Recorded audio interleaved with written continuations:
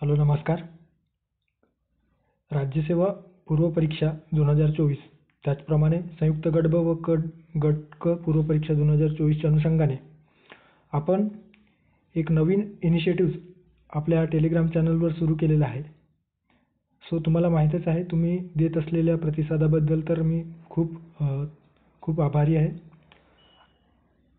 अशा प्रकारची इनिशिएटिव्ह मी म्हणेन की तुम्ही जर सर्च केलेले असाल अशा पद्धतीने की एखादा क्वेश्चन आयोगाचे PYQs टेलिग्राममध्ये क्विजच्या स्वरूपात द्यायचं, परत ते डिस्कशन करायचं, तर कदाचित आपलं चॅनल हे अशा पद्धतीने इनिशिएटिव्ह सुरू करणारं पहिलं चॅनल असावं. ओके, जे आपण त्या ठिकाणी एक छोटीशी बॅच लॉन्च केलेली आहे, ज्यामध्ये आपण मागील वर्षातील प्रश्नपत्रिका विश्लेषण, त्याचप्रमाणे जे चालू वर्षातील काही चालू घडामोडी संदर्भानं जे आयोग प्रश्न विचारला जाऊ शकतो येणाऱ्या परीक्षेमध्ये, त्या अनुषंगाने आपण अशा पद्धतीची इनिशिएटिव्ह सुरू केलेला आहे. ओके, सो तुम्हाला माहीत नसेल तर टेलिग्राम चॅनल जस्ट विजिट करा, तुम्हाला सर्व इन्फॉर्मेशन मिळून जाईल. सो या ठिकाणी आपण डे 4मध्ये ज्या काही आपण क्वेश्चन टाकलेलं होतं राज्यशास्त्र म्हणजे आज सकाळी. सो राज्यशास्त्र या विषयाअंतर्गत विशेषतः पॉलिटी, इंडियन पॉलिटी ज्याला आपण संबोधतो, तर या विषयाअंतर्गत जे आयोगाने प्रश्न विचारलेले होते मागील वर्षी, ते आपण या दोन्ही परीक्षांच्या अनुषंगाने किंवा एकंदरीत आपले जे काही PYQs आपल्या अभ्यासाच्या दृष्टीने खूप महत्त्वाचं आहे, त्या अनुषंगाने खूप महत्त्वाचं आहे. ओके, सो सुरू करूयात आपल्या लेक्चरला. सीधी बात नो बकवास. ओके, सो सुरू करूयात. या ठिकाणी जो पहिला क्वेश्चन होता तो अशा पद्धतीने विचारलेला होता की संविधान सभेच्या तात्पुरत्या ज्या काही अध्यक्ष होत्या किंवा तात्पुरते जे अध्यक्ष होते कोण, तर डॉक्टर सच्चिदानंद सिन्हा यांचे नाव कोणी सुचवले होते, म्हणजे तात्पुरतं अध्यक्ष होण्यासाठी त्यांच्या नावाची जी काही शिफारस आहे किंवा सजेशन आहे ते कोणी दिलेलं होतं संविधान सभेला. सो या ठिकाणी ऑप्शन आहे JB कृपलानी, त्यानंतर आहे डॉक्टर बाबासाहेब आंबेडकर, त्यानंतर या ठिकाणी दिसून येतो C गोपालाचारी, आणि चौथा जे पर्याय आहे त्याच्यामध्ये TT कृष्णम्माचारी. सो जेव्हा तुम्ही आपण भारतीय राज्यघटना अभ्यासतो त्यावेळेस आपण कॉन्स्टिट्यूशनचा अभ्यास करताना आपण वेगवेगळे संदर्भ ग्रंथ अभ्यासत असतो. ओके, ज्यामध्ये आपल्याला M लक्ष्मीकांत जे ऑथेंटिक सोर्स म्हणून आपण अभ्यासतो पॉलिटीसाठी. It is a bible of polity आपण त्याला म्हणत असतो. ओके, सो त्याच ठिकाणी देखील कोणी दिलेला अशा पद्धतीचं एक्सप्लेनेशन दिलेलं नाही. मात्र तुम्ही जेव्हा श्री सुभाष कश्यप यांचं जेव्हा पुस्तक वाचतात तर त्या ठिकाणी यांचं नाव दिलेलं आहे. Okay, so authentic Subhash Kashyap ते जे काही संविधानिक प्रक्रिया आहे ते जगलेले व्यक्ती आहेत. ओके, सो त्यांचे जे काही या राज्यव्यवस्थेसंदर्भात रेफरन्स आहेत ते खूप महत्त्वाचं आहे. सो त्या पुस्तकातून अशा पद्धतीचा प्रश्न घेण्यात आलेला होता. सो JB कृपलानी यांनी डॉक्टर सच्चिदानंद सिन्हा यांना तात्पुरते अध्यक्ष आणि कशाच्या बेसिकवर हे ठरवण्यात आलं होतं, तर जे काही फ्रान्समध्ये त्यांच्या फ्रान्सच्या जे कॉन्स्टिट्यूशन असेंब्ली किंवा त्या फ्रान्सच्या विधान मंडळामध्ये जे काही वयस्कर व्यक्ती आहेत त्या वयस्कर व्यक्तींची निवड त्या ठिकाणी अध्यक्ष म्हणून केलं जात होतं. तर त्याच पद्धतीचा अवलंब करून या ठिकाणी आपल्या भारतीय राज्यघटनेत जेव्हा आपण घटना निर्मिती तयार करत होतो तेव्हा त्या घटना समितीमध्ये डॉक्टर सच्चिदानंद सिन्हा हे सर्वात वयस्क व्यक्ती होते आणि यांची नावाची शिफारस कोणी केलेली होती, तर आपल्याला JB कृपलानी हे केल्याचे दिसून येतं. ओके, सो पहिली जी काही बैठक भरली होती ती आपल्याला दिसून येतो की 9 डिसेंबर 1946ला नवी दिल्ली येथे कॉन्स्टिट्यूशन हॉलमध्ये ही बैठक भरलेली होती. या ठिकाणी वार देखील लक्षात ठेवा, सोमवारी. ओके, मंडेला. त्यानंतर आहे मुस्लिम लीग जो काही ऑर्गनायझेशन होती तर यांनी या ठिकाणी बहिष्कार टाकलेला होता. ओके, त्यांनी स्वतंत्र वेगळ्या पाकिस्तानची जी काही मागणी आहे त्याच्यासाठी आग्रह धरलेला होता आणि एकंदरीत जो काही संविधान सभा भरलेली होती पहिली बैठक त्यामध्ये यांनी बहिष्कार टाकलेला होता. त्यामुळे केवळ जे काही 289 सदस्य होते त्यापैकी केवळ 211 सदस्य या संविधान सभेमध्ये उपस्थित असल्याचे आपल्याला दिसून येतो. त्यानंतर आहे या ठिकाणी आताच बघितलं JB कृपलानी यांनी संविधान सभेच्या अध्यक्षपदासाठी हंगामी अध्यक्ष म्हणून कुणाची निवड केली, डॉक्टर सच्चिदानंद सिन्हा. त्यानंतर काही दिवसानंतर म्हणजे त्यांच्या बैठकीनंतर जेव्हा पहिली बैठक पार पडली तर पहिल्या बैठकीतच जो काही अध्यक्ष राहणार आहे ते ठरवण्यात आलं. मात्र सुरुवातीला कोण अध्यक्ष असणार अशा पद्धतीची जी बैठक भरवण्यात आली त्याचे मुख्य म्हणून हे सच्चिदानंद सिन्हा होते आणि त्याच बैठकीत डॉक्टर राजेंद्र प्रसाद यांची या संविधान सभेच्या या ठिकाणी विधानसभेचे झालेले, तर संविधान सभेच्या अध्यक्षपदी त्यांची निवड करण्यात आली. त्यानंतर त्याचप्रमाणे या संविधान सभेमध्ये एच.सी. मुखर्जी आणि व्ही.टी. कृष्णम्माचारी हे दोघे संविधान सभेचे उपाध्यक्ष असल्याचे आपल्याला दिसून येते. सो अशा पद्धतीने संविधान सभेच्या संदर्भाने आयोग आपल्याला प्रश्न विचारतो. हे आय थिंक 2017च्या ॲग्रिकल्चरमध्ये मेन्समध्ये विचारलेला प्रश्न आहे. पुढे जाऊयात. त्यानंतर आहे दुसरा प्रश्न आपल्याला, भारतीय घटना समितीचे शेवटचे अधिवेशन या दिवशी झाले. अशा पद्धतीने PSI मेन्स 2022मध्ये आपल्याला प्रश्न विचारण्यात आलेला आहे. सो एक्झॅक्ट आपल्याला तारीख माहिती असणे अपेक्षित आहे. या ठिकाणी 26 नोव्हेंबर 1949, दुसरा पर्याय दिलेला आहे 26 जानेवारी 1950, तिसरा पर्याय दिलेला आहे 24 जानेवारी 1950 आणि चौथा पर्याय 9 डिसेंबर 1949. सो थोडक्यात आपण ब्रीफमध्ये माहिती घेऊयात. या ठिकाणी जे रेड कलरने जे हायलाईट केलेले आहेत ते त्यावर आयोगाने प्रश्न विचारलेले आहेत. म्हणून हे प्रश्नाच्या अनुषंगाने किंवा आपण माहितीच्या अनुषंगाने जेव्हा आपण अभ्यास करतो अशा पद्धतीने जर आपण हायलाईट करून ठेवलं तर आपल्याला लक्षात येतो की आयोग या पद्धतीने या वाक्यांवर प्रश्न विचारलेला आहे. सो बाबासाहेब आंबेडकरांनी 4 नोव्हेंबर 1948 रोजी तारीख पाठच ठेवा. लक्षातच ते बाय हार्टच असायला हवे. कुठल्या तारखेला पहिले अधिवेशन, पहिले वाचन किंवा अंतिम जो काही मसुदा होता तो संविधान सभेत मांडलेला होता, तर 4 नोव्हेंबर 1948 रोजी. अंतिम मसुदा या संविधान सभेत त्यांनी मांडलेला होता, ज्यामध्ये पहिले वाचन घडून आले. जी काही संविधान सभेमध्ये किंवा विधानसभेमध्ये जी काही प्रक्रिया आहे एखादे विधेयक किंवा एखादा कायदा बनण्याची, त्यामध्ये पहिले वाचन, दुसरे वाचन, तिसरे वाचन अशा पद्धतीने 3 वाचनातून आणि 5 अवस्थेतून ते विधेयक त्या विधेयकाचे कायद्यामध्ये रूपांतर होत असतो. त्या पद्धतीने संविधान सभेत देखील पहिले वाचन हे आपल्याला 4 नोव्हेंबर 1948मध्ये झाल्याचे दिसून येते. आणि 5 दिवसाची ही चर्चा होती जी 9 नोव्हेंबर 1948ला सर्वसाधारण चर्चा होऊन संपली. त्यानंतर दुसऱ्या वाचनामध्ये ज्यामध्ये सविस्तर कलमानुसार वाचन केले गेले, तो आपल्याला तारीख लक्षात कदाचित विचारू शकतो स्टेटमेंट स्वरूपात. तर 15 नोव्हेंबर 1948 म्हणजे 48लाच आणि 17 नोव्हेंबर 1949ला ते दुसरे वाचन संपलेले होते. आता तिसरे वाचन जे झालेले होते, ज्यामध्ये खऱ्या अर्थानं तिसऱ्या वाचनानंतर जे काही संविधान सभेचे जो काही संविधानाचा मसुदा आहे तो कायद्यात किंवा संविधान बनण्याच्या शेवटच्या क्षणामध्ये होता. सो 14 नोव्हेंबर 1949ला हे तिसरे वाचन सुरू झाले आणि एक्झॅक्ट 26 नोव्हेंबर 1949ला संपले. आणि अशा पद्धतीने डॉक्टर बाबासाहेब आंबेडकरांनी 14 नोव्हेंबर 1949ला संविधान सभेने संविधान संमत व्हावे अशा पद्धतीने ठराव त्यांनी मांडलेले होते. प्रस्ताव मांडलेला होता.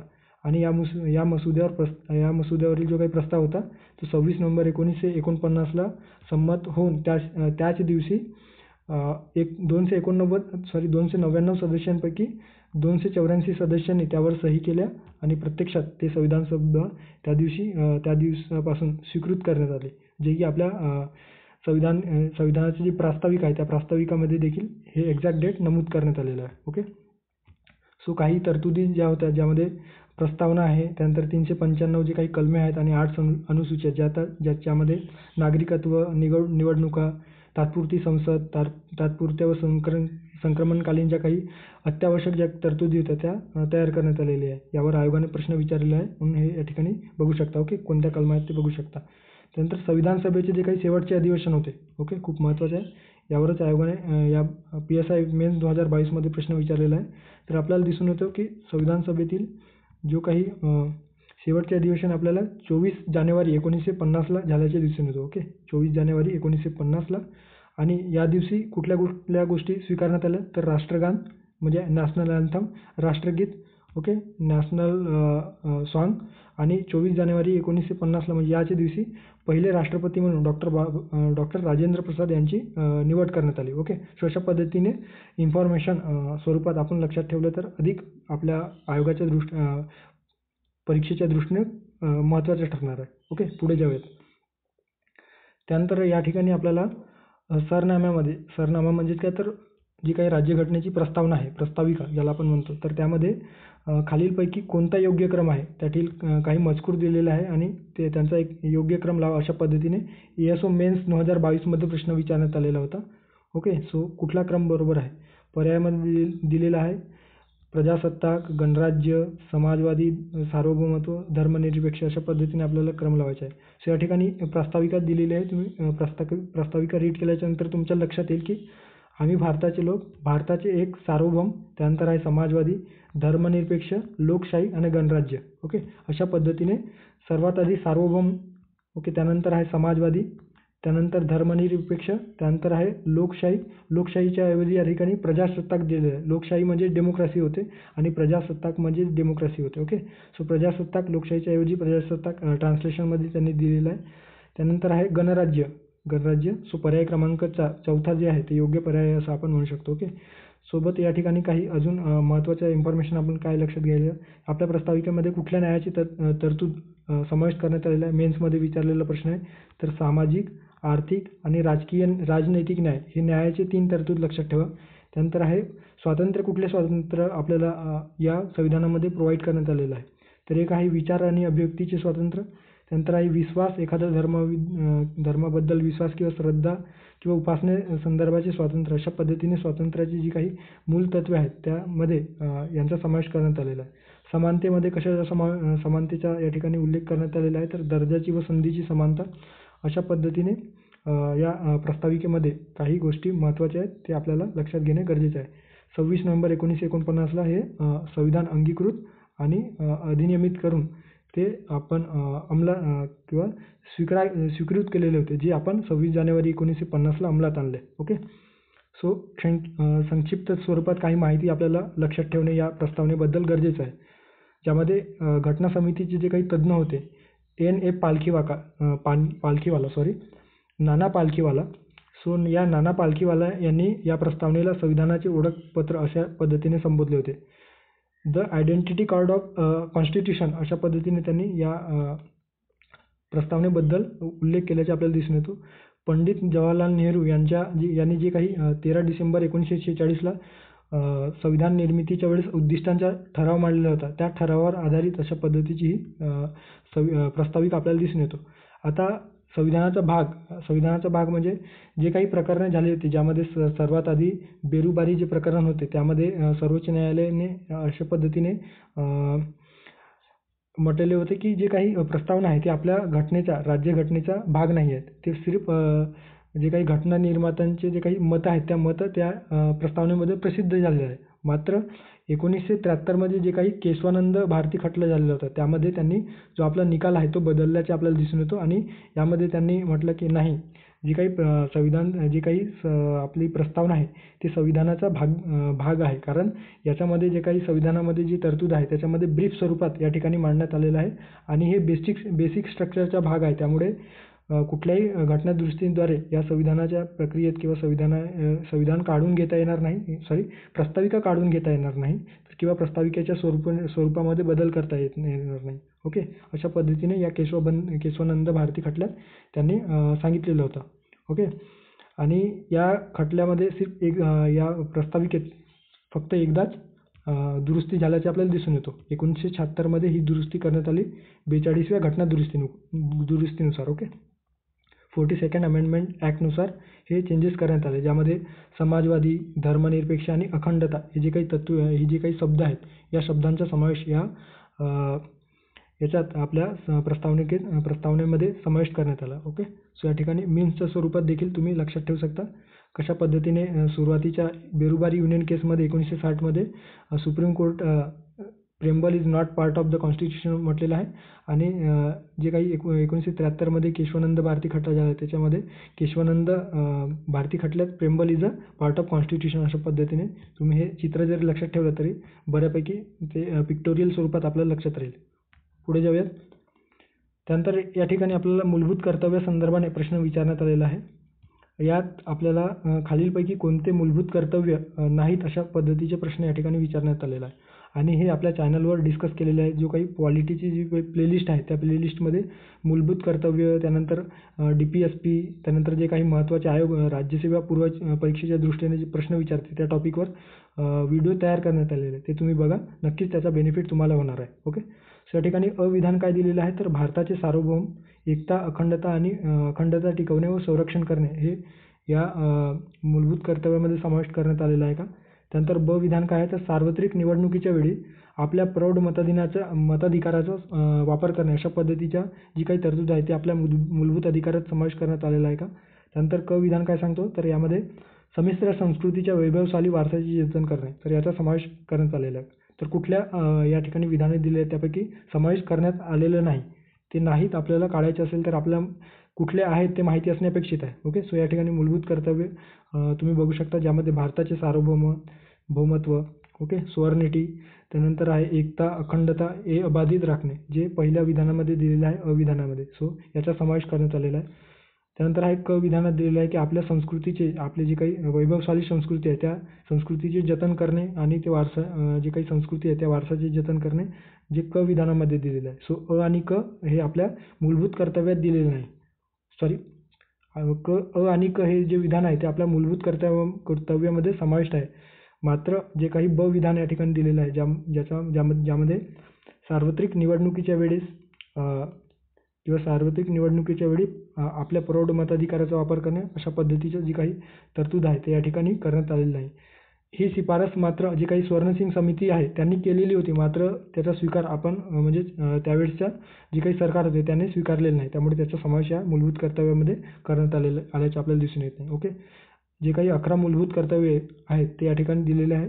शेवटचं जो मूलभूत कर्तव्य आहे ते 86व्या घटनादुरुस्ती अधिनियम 2002 नुसार त्या ॲड करण्यात आलं ज्यामध्ये प्रत्येक मातापित्याने 6 ते 14 वयोगटातील मुला-मुलींना शिक्षणाची संधी उपलब्ध करून द्यावी अशा पद्धतीची तरतूद या 11व्या घटनादुरुस्तीमध्ये करण्यात आल्याचे आपल्याला दिसून येतो. ओके. संक्षिप्त स्वरूपात लक्षात घ्यायचं झालं तर आपल्याला या ठिकाणी दिसून येतो की रशियाच्या घटनेकडून जे सुरुवातीचे USSR जे होते तर या रशियाच्या राज्यघटनेकडून हे प्रेरणा घेऊन हे जी काही मूलभूत कर्तव्य आहे त्यांचा स्वीकार आपण केलेला आहे. कधी 1976 मध्ये जे काही 42व्या घटनादुरुस्ती करण्यात आली त्या घटनादुरुस्तीद्वारे नवीन भाग आपल्या राज्यघटनेत नवीन भाग 4A, ओके, 4A नुसार आणि नवीन कलम 51 नुसार या मूलभूत कर्तव्याचा समावेश करण्यात आल्याचे आपल्याला दिसून येतो. ओके. अशा पद्धतीने मूलभूत कर्तव्य, मार्गदर्शक तत्त्वे किंवा मूलभूत हक्क, फंडामेंटल राईट्स, ओके. सो या 3 पैकी कुठल्यातरी एका प्रश्नावर किंवा किमान एक प्रश्न नक्कीच असणार आहे. कधी मूलभूत हक्कावर असेल, कधी DPSPवर असेल किंवा कधी मूलभूत कर्तव्यावर. तुम्ही जर आपण प्रश्नपत्रिका विश्लेषण सिरीज ॲनालिसिस केलेलं आहे 2018 ते 23च्या दरम्यान तर ते ॲनालिसिसची जी वेगळी प्लेलिस्ट आहे पॉलिटी संदर्भात ते जाऊन बघा म्हणजे तुम्हाला ते आपण जे डिस्कस करतोय ते योग्य आहे की नाही ते तुम्हाला कळून येईल. ओके. सो पुढे जाऊयात. आता या ठिकाणी आपल्याला जोड्या लावा स्वरूपात जे काही राज्यपालासंदर्भात वेगवेगळे कलमे आहेत महत्त्वाचे त्या कलमांसंदर्भात प्रश्न विचारण्यात आलेले आहे आणि हे लेटेस्टमध्ये जर बघायचं झालं तर क्लर्क मेन्स ऑगस्ट 2022 मध्ये विचारण्यात आलेलं आहे आणि याआधी ते राज्यसेवा मेन्समध्ये राज्यसेवा पूर्वमध्ये देखील 13-14 मध्ये विचारण्यात आलेलं आहे. त्यानंतर कंबाईन STIच्या मेन्समध्ये PSI मेन्समध्ये बऱ्याचदा यावर प्रश्न विचारण्यात आलेला आहे. सो हे जे काही कलमे आहेत ते बाय हार्ट करा. किमान ॲटलिस्ट एवढी तरी जी काही कलमे आहेत राज्यपालासंदर्भात ते तुम्ही बाय हार्ट करा असं मी तुम्हाला सांगेन जेणेकरून यावर एखादा जरी जोड्या लावा स्वरूपात असला आणि यापैकी एखादा जरी माहीत असला तरी आपल्याला योग्य पर्यायापर्यंत पोहोचता येऊ शकतो. ओके. सो समजा या ठिकाणी आपल्याला 156 हे कलम माहीत आहे की कलम 156 नुसार राज्यपालांच्या पदासंदर्भात आपल्याला राज्यपालांचा कार्यकाळ किती असेल याचा जो काही या संदर्भात जी काही तरतूद आहे ते आपल्याला कलम 156 नुसार राज्यघटनेत समावेश करण्यात आलेला आहे. सो 156ला त्यांचा कार्यकाळ म्हणजे ब ला समजा 2 नंबरचे ऑप्शन बघितलं तर पर्याय क्रमांक 1 ज्यामध्ये आपल्याला सरळ आपल्याला जो योग्य पर्याय आहे तो आपल्याला दिसून येतो. ओके. 155 नुसार काय आहे तर राज्यपालाची नियुक्ती संदर्भाने 155 नुसार आहे. त्यानंतर आहे 157 मध्ये काय देण्यात आलेलं आहे तर राज्यपाल पदी नियुक्तीसाठी जी काही पात्रता आहे राज्यपाल पदासाठीची पात्रता 157 नुसार 159 कलमानुसार काय देण्यात आलेलं आहे तर शपथ देण्यात आलेलं आहे. ओके. 159 नुसार. ओके. सो अशा पद्धतीने ही जी काही महत्त्वाची कलमे आहेत ते तुम्ही लक्षात असू द्या. ओके. ज्यामध्ये 153 नुसार प्रत्येक राज्यामध्ये राज्याचा एक राज्यपाल असेल अशा पद्धतीची तरतूद कलम 153 नुसार देण्यात आलेलं आहे. 154 मध्ये कार्यकारी अधिकार संदर्भाने देण्यात आलेला आहे. 155 हे राज्यपालांची नियुक्ती, 56 हे कार्यकाळ, त्यानंतर 57मध्ये पात्रता देण्यात आलेली आहे की एखादा व्यक्ती राज्यपाल निवडण्यासाठी त्याच्या अंगी कुठल्या पात्रता असायला हवी. 58मध्ये त्याची अटी, कार्यालयाच्या अटी देण्यात आलेल्या आहे. ओके. सो त्यानंतर या ठिकाणी अजून एक लक्षात घ्या, 161 नुसार माफी देण्याचा पार्डनिंग पॉवर ज्याला आपण इंग्लिशमध्ये म्हणत असतो, तर या पार्डनिंग पॉवरचा समावेश ज्याला माफी देण्याचा अधिकार 161 कलमानुसार करण्यात आलेला आहे. ओके. 200व्या कलमानुसार राज्य विधिमंडळाने जी काही विधेयक मंजूर केलेले असेल त्या विधेयकाला मंजुरी देण्याचे कार्य या कलमानुसार करण्यात येतो. 201 नुसार काय आहे, तर राज्यपालांनी राष्ट्रपतीच्या विचारार्थ जे काही विधिमंडळाने पाठवलेले विधेयक आहे ते विचारार्थ ठेवणे हे कलम 201 नुसार देण्यात आलेलं आहे. आणि 213 नुसार अध्यादेश काढण्याचा अधिकार राज्यपालांना राज्यस्तरावर देण्यात आलेला आहे. अशा पद्धतीने जी महत्त्वाची कलमे आहेत, ते महत्त्वाची कलमे जी आहेत ते आपल्याला माहिती असणे, बाय हार्ट असणे अपेक्षित आहे. ओके. त्यानंतर बेसिक इन्फॉर्मेशन म्हणून या ठिकाणी दिलेलं आहे. रमेश बैस जे सध्याचे आपले महाराष्ट्राचे राज्यपाल आहेत यांच्याविषयी दिलेले आहे. ते 23वे महाराष्ट्राचे राज्यपाल आहेत. ओके. याआधी त्यांनी झारखंडचे राज्यपाल आणि त्रिपुराचे राज्यपाल म्हणून कार्य केलेलं आहे. ओके. सो अशा पद्धतीने आपण राज्यपालासंदर्भात जे महत्त्वाची कलमे होते ते आपण या ठिकाणी बघितलेलं आहे. त्यानंतर या प्रश्नात आपल्याला खालीलपैकी कुठले विधान बरोबर आहे अशा पद्धतीने प्रश्न विचारलेले आहे आणि उपराष्ट्रपती संदर्भात हे विधाने दिलेले आहेत. पर्याय क्रमांक पहिल्या याच्यामध्ये काय देण्यात आलेलं आहे, तर राज्यसभेच्या अध्यक्षाची निवड फक्त निर्वाचित मंडळाकडून होते. फक्त तुम्ही कीवर्डवर लक्ष ठेवा. या ठिकाणी कुठल्या कीवर्डला जास्त फोकस करण्यात आलेला आहे त्यानुसार आपण, जरी आपल्याला स्टेटमेंट माहिती नसलं तरी आपण त्या प्रश्नापर्यंत जाऊ शकतो किंवा तो प्रश्न सहजपणे आपण त्या प्रश्नाला योग्य पर्याय चूज करू शकतो. ओके. सो या ठिकाणी फक्त याला जास्त भर देण्यात आलेला आहे. त्यानंतर आहे राज्यसभेच्या अध्यक्ष हे दोन्ही सभागृहांच्या संयुक्त बैठकीचे अध्यक्षस्थान भूषवतात किंवा स्वीकारू शकतो. त्यानंतर आहे राष्ट्रपतीच्या निवडणुकीसाठी जे निर्वाचन मंडळ असते तेच उपराष्ट्रपतीच्या निवडणुकीसाठी असते. आणि संसदेच्या दोन्ही सभागृहातील नामनिर्देशित सदस्य राष्ट्रपतीच्या निवडणुकीत भाग घेऊ शकत नाही. ओके. तर राष्ट्रपतीच्या निवडणुकीत भाग घेऊ शकत नाही. तर कुठले स्टेटमेंट बरोबर आहेत. ओके. तत्पूर्वी आपण बघूयात उपराष्ट्रपती संदर्भाने. तर उपराष्ट्रपती हेच राज्यसभेचे पदसिद्ध अध्यक्ष असतात हे आपल्याला माहितीच आहे. ओके. जी व्यक्ती उपराष्ट्रपती म्हणून निवडून येतो तीच व्यक्ती राज्यसभेचे अध्यक्षपद भूषवित असतो. तर राष्ट्रपतींप्रमाणे जे काही आता जे पहिला पर्याय दिलेलं होतं ते बघूयात. राज्यसभेच्या अध्यक्षांची निवड निर्वाचित सदस्यांकडून होतं. तर राज्यसभांची जी काही निवड आहे ते निर्वाचित सदस्यांकडून होतो का, तर ते बघूयात आपण या ठिकाणी. राज्यसभेचे अध्यक्ष हे उपराष्ट्रपती असतात. उपराष्ट्रपतीची निवड कशा पद्धतीने होते, तर उपराष्ट्रपतीची निवड ही थेट जनतेने नव्हे, ज्या पद्धतीने राष्ट्रपतींची निवड थेट जनतेद्वारे नव्हे तर अप्रत्यक्ष निवडणुकीने होते, त्याच पद्धतीने यांची देखील निवड, उपराष्ट्रपतींची निवड अप्रत्यक्ष पद्धतीने होत असतो. यामध्ये दोन्ही सभागृहांच्या सदस्यांचा समावेश असलेल्या इलेक्टोरल कॉलेजच्या सदस्यांद्वारे त्यांची निवड केली जाते. ओके. मात्र हे इलेक्टोरल कॉलेज ज्याला आपण निर्वाचन मंडळ म्हणत असतो ते राष्ट्रपतींच्या बाबतीत काहीसा उपराष्ट्रपतींच्या निवडीसंदर्भात काही भिन्न आपल्याला दिसून येतो.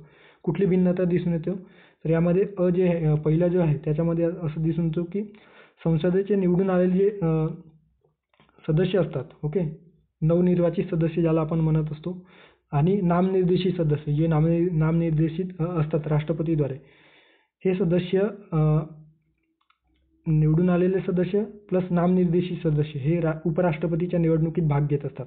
मात्र जेव्हा आपण राष्ट्रपतीच्या निवडणुकीसंदर्भाने बघतो तेव्हा फक्त आणि फक्त जे निवडून आलेले म्हणजे नवनिर्वाचित सदस्य असतात, लोकांद्वारे जे काही निवडून आलेले सदस्य तेच राष्ट्रपतीच्या निवडणुकीत मतदान करत असतात. ओके. त्यानंतर आहे दुसरा जो आहे त्याच्यामध्ये राज्य विधानसभेचे जे सदस्य आहेत त्या राज्य विधानसभेच्या सदस्यांचा समावेश या उपराष्ट्रपतीच्या निवडणुकीसंदर्भात नसतो.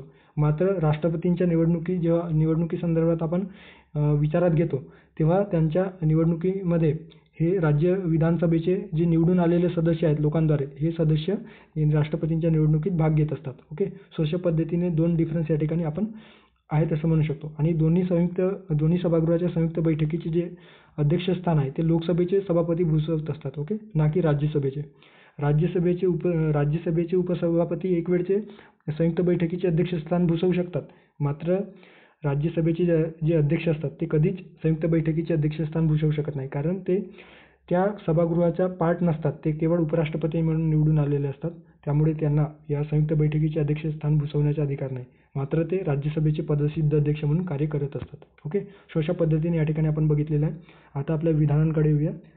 पहिल्या पर्यायात दिलेलं होतं की फक्त निर्वाचित सदस्यांकडून त्यांची निवड होते. तर फक्त निर्वाचित का? नाही. तर नामनिर्देशित सदस्य देखील उपराष्ट्रपतीच्या निवडीमध्ये सहभागी होतात. त्यामुळे हे जे पर्याय आहे ते चुकीचे आहे असं आपण म्हणू शकतो. त्यानंतर आहे राज्यसभेचा अध्यक्ष दोन्ही सभागृहांच्या संयुक्त बैठकीचे अध्यक्षस्थान भूषवू शकतो का? चुकीचे आहे. या ठिकाणी लोकसभेचे सभापती किंवा लोकसभेचे सभापती गैरहजर असतील तर लोकसभेचे उपसभापती तेही देखील गैरहजर असतील तर लोकसभेचे जे काही चेअर्स ऑफ पर्सन या ठिकाणाहून किंवा राज्यसभेचे जे उपसभापती आहेत ते भूषवू शकतात. मात्र राज्यसभेचे अध्यक्षांना संयुक्त बैठकीचे अध्यक्षस्थान भूषवण्याचा अधिकार नाही आहे. त्यानंतर तिसरा जो पर्याय आहे याच्यामध्ये राष्ट्रपतीच्या निवडणुकीसाठी जो निर्वाचन मंडळ असतो तेच उपराष्ट्रपतीच्या निवडणुकीसाठी असतो अशा पद्धतीने दिलेलं आहे. या ठिकाणी तेच दिलेलं आहे. ओके, तेच नसतो, त्याच्यामध्ये बदल केलेले आहेत. त्याच पद्धतीने असतो मात्र तेच याच्यात नसतो. ओके, त्यामध्ये राष्ट्रपतीच्या निवडणुकीसंदर्भात फक्त निवडून आलेले सदस्य असतात. मात्र उपराष्ट्रपतीच्या संदर्भात निवडून आलेले पण नामनिर्देशित असतात. ओके, सो अशा पद्धतीने या ठिकाणी हे देखील अयोग्य असल्याचे आपण म्हणू शकतो. त्यानंतर जो पर्याय चौथा आहे ज्यामध्ये संसदेच्या दोन्ही सभागृहातील नामनिर्देशित सदस्य राष्ट्रपतींच्या निवडणुकीत भाग घेऊ शकत नाही, तर हे बरोबर आहे. ओके, फक्त निवडून आलेले सदस्य भाग घेऊ शकतात. सो अशा पद्धतीने या ठिकाणी आपण उपराष्ट्रपती संदर्भाने बघितलेलं आहे. सध्या जगदीप धनखड हे आपले 14वे उपराष्ट्रपती म्हणून 2023 पासून कार्यरत आहे. ओके, त्यानंतर पुढच्या प्रश्नाकडे जाऊयात. या ठिकाणी आपल्याला उच्च न्यायालयाच्या संदर्भाने प्रश्न विचारतो. उच्च न्यायालय किंवा सर्वोच्च न्यायालय, तुम्ही जर प्रश्नपत्रिका विश्लेषण केल्याच्या नंतरच मी हे सर्व काही जो खटाटोप आहे ते सुरू केलेलं आहे, ज्यामध्ये टेलिग्राममध्ये PYQs बॅच घेणे, त्यानंतर आहे एकंदरीत जास्तीत जास्त PYQsवर जर आपला भर असेल तर आपले जे काही 1-1, 2-2 मार्काची जी प्री आहे मेन्समध्ये आपण करतो आहोत किंवा राहतो आहोत त्या अनुषंगाने आपण त्याला कशा पद्धतीने पुढच्या वेळी जेव्हा आपण एक्झाम देऊ तर फुल कॉन्फिडन्सने राहू अशा पद्धतीने, म्हणून ही आपण बॅच लॉन्च केलेली आहे आणि त्याचे एकंदरीत आपण या ठिकाणी विश्लेषण बघतो आहोत. सो राज्य सेवा पूर्व परीक्षेत पॉलिटी संदर्भाने आयोग जेव्हा उच्च न्यायालय, सर्वोच्च न्यायालय आणि जिल्हा न्यायालय संदर्भात किमान एक प्रश्न विचारत असतं. तुम्ही बघा मागचे प्रश्नपत्रिका विश्लेषण आपण बघितलेलं आहे ते त्या ठिकाणी तुम्हाला कळेलच. ओके, सो या ठिकाणी उच्च न्यायालयाच्या संदर्भाने अयोग्य विधान कुठले आहे ते ओळखा अशा पद्धतीने प्रश्न आहे. अविधान काय सांगतो, ज्यामध्ये अविधानात दिलेलं आहे की उच्च न्यायालयाच्या सर्व न्यायाधीशांची नियुक्ती राज्यपालांकडून केली जाते किंवा राज्यपालांकडून होतो. त्यानंतर आहे उच्च न्यायालयाच्या न्यायाधीशाचे सेवानिवृत्तीचे वय 65 वर्षे आहे. त्यानंतर उच्च न्यायालयाचे मुख्य न्यायाधीश राष्ट्रपतीद्वारे नियुक्त आहेत. तर कुठले अयोग्य आहेत? अयोग्य विचारलेलं आहे. ओके, या ठिकाणी अयोग्य विचारलेलं आहे, त्यामुळे आपल्याला अयोग्य चूज करायचं आहे, चुकीचं चूज करायचं आहे, ना की बरोबर.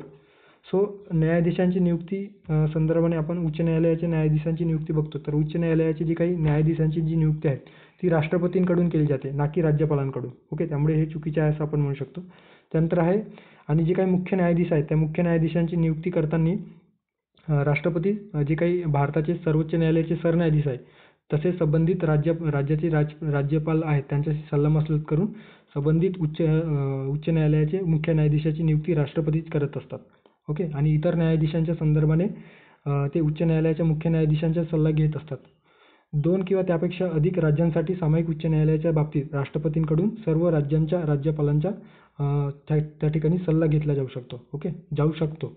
त्यानंतर आहे न्यायाधीशांची पात्रता काय आहे, तर पात्रतेसंदर्भात थोडक्यात बघूयात. तर न्यायाधीशांची जी काही पात्रता आहे त्यामध्ये तो भारताचा नागरिक असावा. उच्च न्यायालयाच्या संदर्भात उच्च न्यायालयाचे न्यायाधीश होण्यासाठी जी व्यक्ती आहे त्याच्याकडे तो आधी सर्वात महत्त्वाचे म्हणजे भारताचा नागरिक असायला हवा. त्यानंतर त्याने 10 वर्षे भारताच्या प्रदेशामध्ये न्यायालयीन पद जी काही आहे ते न्यायालयीन पदमध्ये, मग त्याच्यामध्ये ते कुठल्या तरी जिल्हा न्यायालयाचे 10 वर्ष न्यायाधीश म्हणून काम केलेले असेल किंवा इतर न्यायालयीन पदामध्ये 10 वर्षे पद धारण केलेले असतील किंवा तो व्यक्ती किंवा ती व्यक्ती 10 वर्षे उच्च न्यायालयात सलग म्हटलेलं आहे या ठिकाणी उच्च न्यायालयात वकील केलेली असावी. ओके, 10 वर्षे कुठल्याही न्यायालयामध्ये न्यायालयीन पद भूषवलेले असावे अथवा 10 वर्षे उच्च न्यायालयात वकिली केलेली असावी अशा पद्धतीने या ठिकाणी आपल्याला न्यायाधीशांसंदर्भात पात्रता देण्यात आलेलं आहे. ओके. आता यावरून आपल्याला स्पष्ट होते की उच्च न्यायालयाच्या संदर्भात त्यांची किमान वयोमर्यादा निश्चित केलेली नाही, मात्र कमाल वयोमर्यादा निश्चित केलेली आहे. Slip of tongue. सो उच्च न्यायालयाचे जे काही न्यायाधीश आहेत त्यांचं जे काही उच्च न्यायालयाच्या सेवानिवृत्तीचे वय हे 62 वर्ष आहे. ओके. सो या ठिकाणी 65 वर्ष दिलेले आहे ते चुकीचं आहे. ओके. सो नोट डाऊन करा, नोट्स बनवत असाल त्याच्यामध्ये, तर 62 वर्ष आहे ना की 65 वर्ष. 65 वर्ष हे सर्वोच्च न्यायालयाच्या न्यायाधीशांच्या संदर्भाने सेवानिवृत्तीचे वय आपल्याला दिसून येतो. सो सर्वोच्च न्यायालयाच्या प्रकरणाप्रमाणे उच्च न्यायालयाच्या न्यायाधीशपदी जे काही निवडून येणारी व्यक्ती आहे त्याच्या संदर्भात कायदेतज्ञ असण्याची जी तरतूद आहे ते तरतूद या उच्च न्यायालयाच्या न्यायाधीशासंदर्भात नाही आहे. ओके. जेव्हा आपण सर्वोच्च न्यायालयाच्या न्यायाधीश जेव्हा नियुक्त करतो त्यामध्ये किंवा त्यांच्या नियुक्तीसंदर्भात आपण पात्रता ग्राह्य धरतो, त्याच्यामध्ये ते भारताचा नागरिक असावा, सोबत ज्या काही तरतुदी आहेत ते आहेतच. पण राष्ट्रपतींच्या मते सर्वोच्च न्यायालयाच्या न्यायाधीशपदी निवडणूक होणारी किंवा निवडून येणारी व्यक्ती ही कायदेतज्ञ असावी अशा पद्धतीची शिफारस सर्वोच्च न्यायालयाच्या बाबतीत असतो, मात्र उच्च न्यायालयाच्या बाबतीत अशा पद्धतीची कुठली तरतूद केलेली नाही. ओके. सो आता या ठिकाणी आपण बघूयात. पहिले जे विधान आहे ते राज्यपालांकडून होते, चुकीचं आहे. त्यानंतर दुसऱ्या ब मध्ये काय दिलेलं आहे तर 65 वर्षे, तर चुकीचं आहे. उच्च न्यायालयाच्या न्यायाधीशांचे जे सेवानिवृत्तीचे वय असते ते 62 वर्षे असते. ओके. सो दोन्ही चुकीचे असल्या कारणाने आणि क जे विधान आहे त्यामध्ये उच्च न्यायालयाच्या मुख्य न्यायाधीशाची नियुक्ती राष्ट्रपतीद्वारा केली जाते, तर हे क जे विधान आहे ते क विधान योग्य असल्याचे आपल्याला दिसून येतो. त्यामुळे अयोग्य विधान फक्त अ आणि ब, पर्याय क्रमांक 3 योग्य पर्याय असणार आहे. पुढे जाऊयात. आता या ठिकाणी आपल्याला खालीलपैकी कोणत्या घटनादुरुस्तीनुसार राजकीय पक्षांतरावर अंकुश घालण्याचा किंवा अंकुश आणण्याचा प्रयत्न करण्यात आला आहे अशा पद्धतीच्या राज्यसेवा पूर्व परीक्षा 2014 मध्ये प्रश्न विचारण्यात आलेला होता. ओके. सो कुठली घटनादुरुस्ती आहे तर या ठिकाणी बघू शकता, राजकीय पक्षातील जे काही दलबदल घटनेला आळा घालण्यासाठी त्यावेळेसच्या राजीव गांधी सरकारच्या काळामध्ये पक्षांतर बंदी कायदा हे जे काही ॲक्ट आहे ते 52वी घटनादुरुस्ती 1985 नुसार राज्यघटनेत आपल्या भारतीय संविधानामध्ये समाविष्ट करण्यात आलेला आहे. यासाठी स्वतंत्रपणे 10वे परिशिष्ट समाविष्ट करण्याचे आपल्याला दिसून येतो. मात्र काही कालावधीनंतर म्हणजे 91व्या घटनादुरुस्ती 2003 मध्ये याच्यामध्ये काही बदल करण्याचे आल्याचे देखील दिसून येतो. ओके. जे 52वी घटनादुरुस्ती होती त्याच्यामध्ये काही तरतुदी होत्या. त्यामध्ये या ठिकाणी तुम्ही हे बघू शकता, एखादा राजकीय पक्ष असेल तर राजकीय पक्षासंदर्भात मग तो कोणत्याही राजकीय पक्षाचा किंवा कोणत्याही राजकीय पक्षाशी संबंधित सभागृहाचा सदस्य असण्यास केव्हा अपात्र होईल. ओके. सध्या आपल्या महाराष्ट्रामध्ये अपात्रतेचा मुद्दा मागील वर्षापासून फार गाजत आलेला आहे. ओके. सो त्या संदर्भाने देखील आयोग कदाचित प्रश्न विचारला जाऊ शकतो, काय सांगता येत नाही. ओके. त्यामुळे हे आपल्याला माहिती असणे अपेक्षित आहे.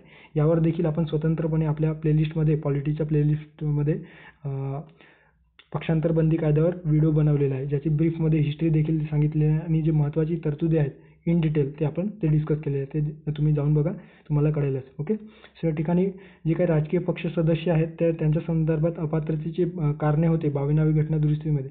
त्यामध्ये समजा एखाद्या राजकीय पक्षातील सदस्य आहे त्यांनी पक्षाच्या विरुद्ध जाऊन किंवा पक्षाने दिलेला जो काही व्हीप आहे, व्हीप म्हणजे राजकीय आदेश, राजकीय पक्षाचा जो आदेश असतो त्या आदेशाच्या विरुद्ध जाऊन जेव्हा सभागृहात मतदान करत असतील तर अशा वेळेस त्याला अपात्र ठरवले जाईल आणि त्याचं जे काही सदस्यत्व आहे त्या सभागृहाचा तो सदस्यत्व रद्द होईल. अपक्ष सदस्यांच्या बाबतीत काय आहे तर अपक्ष सदस्यांच्या बाबतीत सभागृहात एखादा सदस्य अपक्ष म्हणून निवडून आला असेल आणि तो एखादा राजकीय पक्षामध्ये जॉईन झाला असेल तर अशा वेळेस त्याचे जे सदस्यत्व आहे सभागृहातील ते सदस्य रद्द होईल. त्यानंतर आहे नामनिर्देशित सदस्यांच्या बाबतीत काय तर नामनिर्देशित सदस्य राज्यपाल असेल, विधानसभेच्या बाबतीत राज्यपाल असेल आणि विधानसभेच्या बाबतीत तर विधानसभेमध्ये जी एक अँग्लो इंडियन समाजाची जी काही तरतूद होती ते तर सध्या रद्द करण्यात आली आहे. ओके. सो नामनिर्देशितच्या बाबतीत विधान परिषदेमध्ये किंवा संसदेच्या राज्यसभेमध्ये जेव्हा राष्ट्रपतीने नियुक्त केलेले जे नामनिर्देशित सदस्य असतील यांनी समजा त्यांच्या निर्देशनानंतर नामनिर्देशित म्हणून सदस्य निवड झाल्यानंतर त्यांनी 6 6 महिन्याच्या कालावधीनंतर, ओके, या ठिकाणी खूप महत्त्वाचं आहे, कालावधीनंतर एखादा पक्षात सामील झाला असेल तर त्यावेळेस त्यांचे जे काही सदस्यत्व जे आहे ते रद्द होईल. मात्र 6 महिन्याच्या आत त्यांनी एखाद्या पक्षामध्ये जॉईन झाला तर त्यांचे जे सदस्यत्व आहे ते रद्द होणार नाही. सो अशा पद्धतीची तरतूद या 52व्या घटना दुरुस्ती 1985 मध्ये करण्यात आलेली आहे. ओके, सो या ठिकाणी बघू शकता 52व्या घटना दुरुस्तीनुसार 1/3 सदस्यांना संरक्षण होते. म्हणजे एखाद्या पक्षातील 1/3 सदस्यांनी एखादा पक्ष सोडून दुसऱ्या पक्षामध्ये समाविष्ट झालं तर त्याचा अर्थ असा व्हायचा की या पक्षातील, समजा X या पक्षातील 1/3 सदस्यांनी Y पक्षामध्ये गेले म्हणजे त्या पक्षाचे विलिनीकरण झालेले आहे. त्यामुळे तेथील सदस्य किंवा त्या पक्षातील सदस्य जी काही त्यांची पात्रता आहे किंवा त्यांची जी सदस्यत्वाची जी काही एक गॅरंटी आहे ती रद्द होणार नाही किंवा ते त्यांचे सदस्यत्व जाणार नाही. मात्र 91व्या घटना दुरुस्ती 2003 मध्ये काय करण्यात आलं तर याच्यामध्ये बदल करून जे 1/3 होते ते 2/3 करण्यात आल्याचे आपल्याला दिसून येतं. ओके, सो सखोल पद्धतीने या ठिकाणी हे आपण बघितलेलं आहे. सो पर्याय क्रमांक 2 योग्य पर्याय आहे असं आपण या ठिकाणी म्हणू शकतो. पुढच्या प्रश्नाकडे जाऊयात. आता या ठिकाणी आपल्याला ASO मेन्स 2018 मध्ये विचारलेला प्रश्न बघूयात. अविधान काय आहे तर 73व्या घटना दुरुस्तीनुसार दुरुस्तीची अंमलबजावणी करणारे महाराष्ट्र हे पहिले राज्य आहे का? त्यानंतर आहे 73व्या घटना दुरुस्तीमधून मिझोराम, मेघालय, नागालँड यांना सूट देण्यात आलेली आहे. तर कुठले विधान बरोबर आहे? सो 73वी घटना दुरुस्ती संदर्भाने बघूयात. तर 73वी घटना दुरुस्ती, 73वी आणि 74वी घटना दुरुस्ती जी 92 आणि 93 मध्ये, विशेषतः 92 मध्ये आपण ते आपल्या कायदेमंडळामध्ये संसदेमध्ये पारित केले गेले आणि 92-93 मध्ये ते लागू करण्यात आले. ओके, कशा संदर्भाने तर 73वी जी घटना दुरुस्ती होती ती पंचायत राज संदर्भाने होती. तर 74वी जी घटना दुरुस्ती होती ती आपल्याला स्थानिक स्वराज्य संस्थे संदर्भाने दिसून येतो. ओके, सो या ठिकाणी 73वी घटना दुरुस्ती 1992 लागू करणारे पहिले राज्य कुठले दिसून येतं तर मध्य प्रदेश. मध्य प्रदेश हे पहिले राज्य दिसून येतं. त्यामुळे जे अविधान आहे ते चुकीचे आहे या ठिकाणी आपण म्हणू शकतो. ते महाराष्ट्र नसून ते मध्य प्रदेश आहे. ओके, या 92व्या घटना दुरुस्तीत एकूण 16 कलमांचा समावेश आहे, ज्यामध्ये 243 ते 243 O पर्यंत या कलमांचा समावेश करण्यात आलेला आहे. ओके, असे 16 कलमांचा समावेश या 73व्या घटना दुरुस्तीत करण्यात आलेला आहे, जे राज्यघटनेच्या 11व्या नवीन अनुसूचीत समावेश करण्यात आलेला आहे आणि त्याचा जो काही भाग आहे तो नवीन भाग आपल्या राज्यघटनेत तयार करण्यात आला. त्यानंतर या अनुसूचीत म्हणजे या 9व्या भागामध्ये जी काही 11वी अनुसूची आहे त्याच्यामध्ये 29 कामकाज विषयाच्या संदर्भात पंचायत राज संदर्भात समावेश करण्यात आल्याचे आपल्याला दिसून येतो. सो या ठिकाणी अविधान आहे ते चुकीचे आहे असं आपण म्हणू शकतो, कारण मध्य प्रदेश हे पहिले राज्य होते. त्यानंतर आहे 73व्या घटना दुरुस्तीनुसार मिझोराम, मेघालय आणि नागालँड यांना सूट देण्यात आलेली आहे का? तर ते बघूयात. तर बरोबर आहे, जे विधान आहे ते बरोबर आहे. का बरोबर आहे तर पेसा ॲक्ट जो आहे, तर पेसा म्हणजे काय तर पंचायती संदर्भाने जे काही तरतूद आपल्या राज्यघटनेत करण्यात आलेले आहेत त्यातील जो भाग 9 मधील ते जी तरतुदी आहेत पंचायत राज संदर्भाने ते 5व्या अनुसूची क्षेत्रांना लागू होत नाहीत. अशा पद्धतीची तरतूद या संविधानामध्ये करण्यात आली. कोणत्या कायद्यानुसार तर पेसा ॲक्ट यामध्ये आपल्याला असं दिसून येतं की जे काही पंचायत राज संदर्भाने जे काही आदिवासी एरिया आहेत किंवा आदिवासी भाग आहे त्या ठिकाणी हे पंचायत राज संदर्भाने जी तरतुदी आहेत ते त्यांच्यावर लादता कामा नये. कारण त्यांची जी काही ट्रॅडिशनल मेथड आहे, त्यांची सभा असेल, ते स्वतः पंचायत त्यांच्या जे काही ट्रॅडिशनल पद्धतीने भरत असतील तर त्यांचं जे काही संस्कृती आहे त्यांना कुठल्याही पद्धतीने दुखापत करता कामा नये. यासाठी जी काही पंचायत राज जी तरतूद आहे त्यांना लागू नसेल अशा पद्धतीची तरतूद या भारतीय 73व्या घटना दुरुस्तीनुसार करण्यात आले. मात्र काही प्रमाणात ते तरतुदी काही अपवादांसह किंवा काही त्याच्यामध्ये बदल करून लागू करता यावा यासाठी पेसा ॲक्ट 1996 तयार करण्यात आला. ओके, पेसा ॲक्ट 1996 एक्सटेन्शन कायदा ज्याला म्हटला जातो, विस्तार कायदा.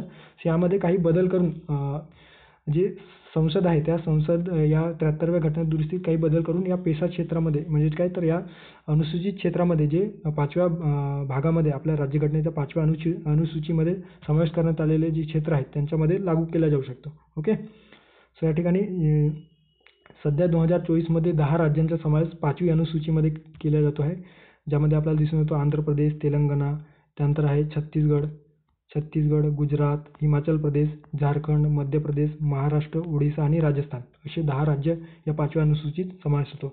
जेव्हा आपण या राज्यांमध्ये 73वी घटना दुरुस्ती लागू करण्याचा विचार करतो तेव्हा त्याच्यामध्ये काही बदल करून आपल्याला ते घटना दुरुस्ती लागू कराव्या लागतात. ओके.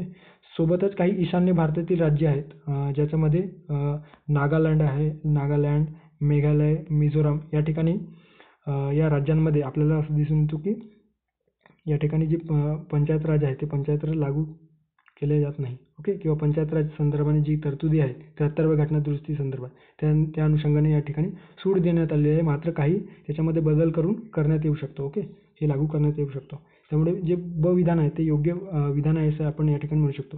सो पर्याय क्रमांक 2 योग्य पर्याय असणार आहे. ओके. पुढे जाऊयात. शेवटचा प्रश्न आहे भारताच्या महान्यायवादी संदर्भाने खालील विधाने विचारात घ्या. MPSC मेन्स मुख्य परीक्षा 2016 मध्ये हे प्रश्न विचारल्याचे आपल्याला दिसून येतो आणि एकंदरीत वेगवेगळ्या परीक्षेमध्ये कॉपी पेस्ट होत असतात, पण स्पेसिफिकली हा जो प्रश्न आहे हा प्रश्न मेन्समध्ये 2016 मध्ये विचारल्याचे आपल्याला दिसून येतो. याच्यामध्ये काही बदल करून भविष्यात देखील ते आपल्याला प्रश्न विचारलेले आहेत. ओके. सो या ठिकाणी आपल्याला विधानं दिलेली आहेत ज्यामध्ये अविधान काय आहे तर ते संसदेच्या कामकाजात भाग घेऊ शकतात. ब विधान काय आहे तर ते संसदीय समितीचे सदस्य होऊ शकतात. त्यानंतर आहे क विधानामध्ये काय आहे तर ते संसदीय समितीमध्ये मतदान करू शकतात. तर कुठले सत्य विधान आहे? आता जेव्हा राज्यघटनेने कलम 76 अंतर्गत भारताचे महान्यायवादी ज्यांना आपण इंग्लिशमध्ये अटॉर्नी जनरल ऑफ इंडिया असे म्हणतो, सो अटॉर्नी जनरल पदाची तरतूद केलेली आहे भारतीय राज्यघटनेच्या कलम 76 नुसार. ओके. आणि ते देशातील सर्वोच्च विधी अधिकारी असतात. Highest law officer of India म्हणून त्यांच्याकडे बघितलं जातो आहे. ओके. सो अटॉर्नी जनरल ज्याला AG attorney general of India यांची नियुक्ती कोण करीत असतात तर राष्ट्रपती करीत असतात. सर्वोच्च न्यायालयाचे जे काही न्यायाधीश आहेत त्या न्यायाधीशपदी जे नियुक्तीसाठी जी पात्रता ठरवण्यात आलेली आहे ती पात्रता धारण करणारी व्यक्तीची नेमणूक या अटॉर्नी जनरल पदी नियुक्ती केली जाऊ शकते. ओके. आता काही त्यांचे अधिकार व मर्यादा या ठिकाणी दिलेले आहेत ते तुम्ही बघू शकता, ज्यामध्ये आपल्याला असं दिसून येईल की त्यांच्या अधिकारासंदर्भात आपण बघितलं तर आपल्याला त्यांना सर्व न्यायालयांमध्ये प्रेक्षकांचा अधिकार असणे म्हणजे काय तर ते सर्व न्यायालयामध्ये सरकारच्या बाजूने उपस्थित राहू शकतात, एखादा न्यायनिवाडा ऐकू शकतात किंवा त्या न्यायनिवाडा संदर्भाने आपले मत देखील सरकारच्या बाजूने मांडू शकतात. ओके. त्यानंतर आहे संसदेच्या दोन्ही सभागृहांमध्ये किंवा त्यांच्या संयुक्त बैठकीच्या वेळेस किंवा आणि संसदेच्या कोणत्याही समितीच्या कामकाजात त्यांना बोलण्याचा आणि भाग घेण्याचा अधिकार त्यांना प्राप्त झालेला आहे. ज्या पद्धतीने संसदेचे जे इतर सदस्य आहेत त्यांना विशेषाधिकार प्राप्त झाले आहेत त्याच पद्धतीने त्यांना विशेषाधिकार प्राप्त झाल्याचे या ठिकाणी आपल्याला दिसून येतो. मात्र अपवाद एक आहे याला तर त्यांना मतदानाचा अधिकार नाही. एखाद्या विधेयकासंदर्भात मतदान करण्याच्या वेळेस त्यांना मतदानाचा अधिकार दिला जात नाही. ओके. सो अशा पद्धतीचे विशेषाधिकार त्यांना अटॉर्नी जनरल ऑफ इंडिया म्हणजेच महान्यायवादी यांना प्राप्त झाल्याचे आपल्याला दिसून येतं. ओके. सो या ठिकाणी काही त्यांच्यावर मर्यादा देखील दिलेल्या आहेत ते तुम्ही रीड करू शकता. ओके. ज्यामध्ये सरकारविरुद्ध कुठलाही सल्ला किंवा ते भाषण देऊ शकत नाही किंवा सरकारच्या विरोधात जाऊन एखादा खटला ते लढवू शकत नाही किंवा फौजदारी खटल्यासंदर्भात सरकारच्या परवानगीशिवाय ते कुठल्याही फौजदारी खटल्यावर आरोपी असलेल्या व्यक्तीचा बचाव करू शकत नाही. सो अशा पद्धतीने आपण हे ऑलरेडी आपल्या चॅनलवर डिस्कस केलेले आहे. ओके. महान्यायवादी संदर्भात ते दिलेलं आहे. संकीर्णमध्ये काही बेसिक इन्फॉर्मेशन देतो आहे मी ती. मोतीलाल चिमनलाल सेटलवाड, ओके, MC सेटलवाड हे भारताचे पहिले व दीर्घकाळ सेवा देणारे महान्यायवादी होते, हे देखील लक्षात ठेवा. आणि सध्या R व्यंकटरमणी हे आपल्याला 16वे अटॉर्नी जनरल ऑफ इंडिया म्हणून दिसून येतो. ओके. त्याच पद्धतीने ज्या पद्धतीने आपले महान्यायवादी असतात त्याच पद्धतीने भारताचे सॉलिसिटर असतात. मात्र त्यांची जी काही तरतूद आहे ते आपल्या राज्यघटनेत ज्या पद्धतीने आपण महान्यायवादी संदर्भात स्पेशल कलमांमध्ये म्हणजे विशेष कलम 76 नुसार केलेले आहे त्या पद्धतीने सॉलिसिटर जनरल संदर्भात केलेले नाही. मात्र ते सध्याचे जर सॉलिसिटर जनरल कोण आहे असा जर प्रश्न आला तर ते पहिले जर विचारलं तर आपल्याला माहिती असायला हवं. ओके. चंद्रकिशन दप्तारी हे पहिले सॉलिसिटर होते. ओके. आणि आता जे सॉलिसिटर जनरल आहे ते तुषार मेहता आहेत. ओके. ते देखील लक्षात ठेवा. ओके. सो अशा पद्धतीने आपण जे 10 प्रश्न आहेत त्या ठिकाणी डिस्कस केलेले आहे, सविस्तर डिस्कस केलेले आहे. ओके. ज्यामध्ये आपण संविधान निर्मिती संदर्भात प्रश्न बघितलेले आहे. त्यानंतर आहे आपण मूलभूत हक्क, मूलभूत कर्तव्य आणि मार्गदर्शक तत्वे संदर्भाने किमान एक प्रश्न विचारतो त्यावर देखील आपण प्रश्न बघितलेला आहे. त्यानंतर संसदे संदर्भाने एक प्रश्न विचारतो त्यावर देखील आपण राज्यसभेसंदर्भाने बघितलेला आहे. घटनात्मक बिगर घटनात्मक आयोगावर प्रश्न विचारतो तर घटनात्मक संदर्भात महान्यायवादी या पदासंदर्भात बघितलेलं आहे. पंचायत राज संदर्भाने प्रश्न विचारतो त्या संदर्भात देखील बघितलं आहे. म्हणजे एकंदरीत या 10 प्रश्नांमध्ये जवळजवळ आपण आवाका पूर्ण करण्याचा प्रयत्न केलेला आहे, जो आपल्या राज्यसेवा पूर्व परीक्षेत विचारतो. ओके. आता थोडा प्रमोशनचा पार्ट. राज्यसेवा पूर्व परीक्षा आणि कंबाईंड पूर्व परीक्षाच्या अनुषंगाने आपण आपल्या टेलिग्राम चॅनलवर अशा राज्यसेवा पूर्व परीक्षेसंदर्भाने किंवा जे आयोगाने प्रश्न विचारलेले आहेत PYQ स्वरूपात, ओके, ते आपण त्या ठिकाणी क्विज स्वरूपात टाकतो आहोत त्याची आणि एकंदरीत यूट्यूब चॅनलमध्ये त्याचे आपण आता जसं विश्लेषण केलं त्याच पद्धतीने आपण विश्लेषण करत आहोत. त्याच्या विश्लेषणाचे काही व्हिडिओ आपण अपलोड केलेले आहे. त्याची वेगळी प्लेलिस्ट आपल्या चॅनलवर उपलब्ध आहे. ते जाऊन बघा म्हणजे तुम्हाला कळेल कशा पद्धतीने आपण विश्लेषण करतो आहोत. ओके. सो या ठिकाणी आपण ते फीस ठेवलेली आहे ते क्विज अटेम्प्ट करण्याचे आणि हे सविस्तर जे काही विश्लेषणाची जी काही PDF आहे त्या चॅनलवर आपण प्रोव्हाइड करतो आहोत, जे बॅच घेतलेले मुलं आहेत त्यांना. ओके. सो त्या अनुषंगाने तुम्ही हे बघू शकता. अधिक माहितीसाठी या टेलिग्राम चॅनलवर ते बॅच संदर्भात माहिती आहे ते तुम्ही रीड करू शकता. ओके.